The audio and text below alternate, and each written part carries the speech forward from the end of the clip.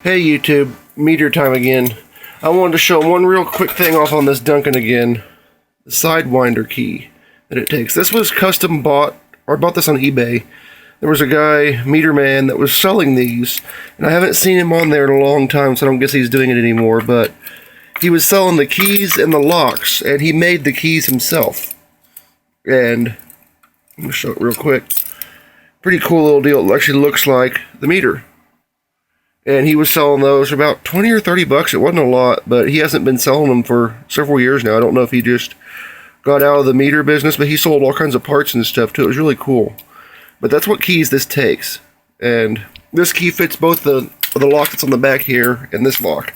Now, I think what they normally do is they use two different keys now to keep the guy that fixes the meter from getting into the coins. But we're going to talk about this meter. This is the Park-O-Matic or Palm. And this is a little bit newer one. I've got this one here too, which they're actually both the same inside. The difference is the vault, actually. This one's got a little more heavy-duty vault. It's real thick.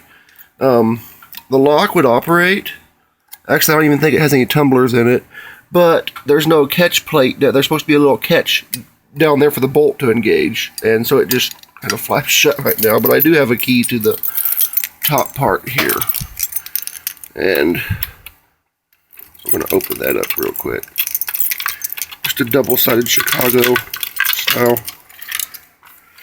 Now, actually first I'm going to put some money in it. And you'll notice something different about this one. When you put money in, I'm just going to push it in. Oh, it must not be wound up all the way. Try it again. No, it's not. It's not wound up.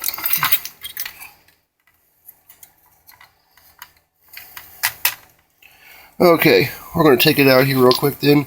The way you undo these to get the mechanism out is you undo this little screw right here. Use it just finger tight, and then you lift up. There we go. And it just comes out. Now the reason it's doing that is because these, as you notice, don't have the handle like this. They have to be wound up. It's got a big...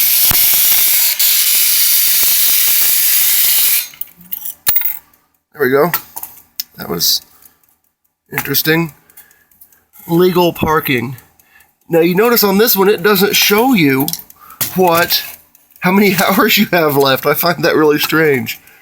It doesn't show you what time you have left. It's just... It tells you if you're legal or violation or time expired. Kind of weird. But they would actually have to come along and wind these up. There's a little square hole down there they'd stick a winding key into, and there's a spot in the back right there where they'd stick it in and wind them up. Now, if you have one of these and you got it all open and everything, I wouldn't suggest winding it up a whole bunch because they are older mechanisms, and overwinding it, you could break the thing. I mean, big old spring right down there. And once again, it just goes by size. And depending on what the size is, it trips certain levers, I guess, down there. These are a little bit more harder to explain. And that's how that works. I can show you this one real quick, too. Let's set it up here. It should be wound. Nickels and dimes. So I guess that one doesn't take quarters. But it shows you the time. There you go.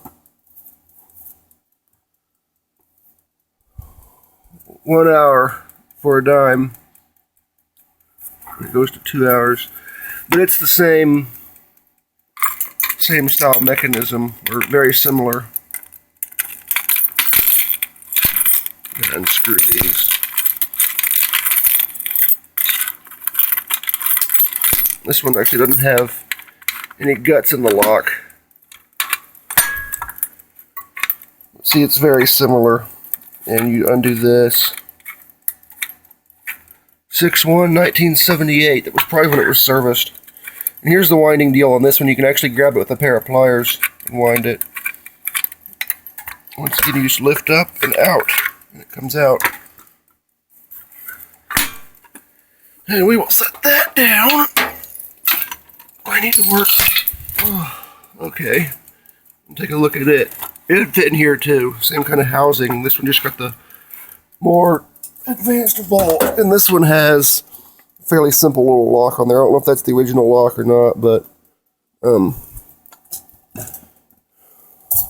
I'll open it up real quick just to show you. It actually does have a working key. And that opens up on a little spring. The coin catcher, coin jar. And there's a nickel. But yeah, that's kind of cool how these work.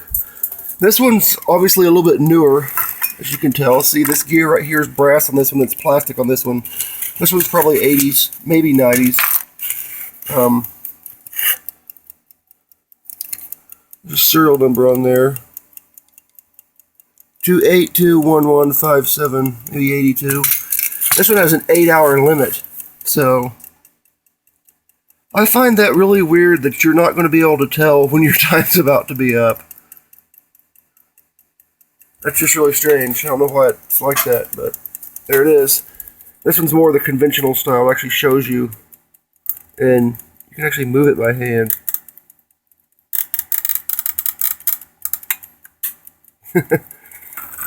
There's your expired. This one, I guess, doesn't have a violation flag in it. Kind of strange. There's not one down in there. But they're very cool mechanisms. You can see it moving. You can actually hear this one ticking. I need to make a wind-up key for this one. But I kind of let them wind down a bit, just because they are older mechanisms. And when they're in there, you can actually see the coins in these little spots.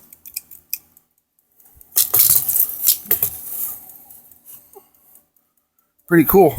Thanks for watching. That's the other 2 meters.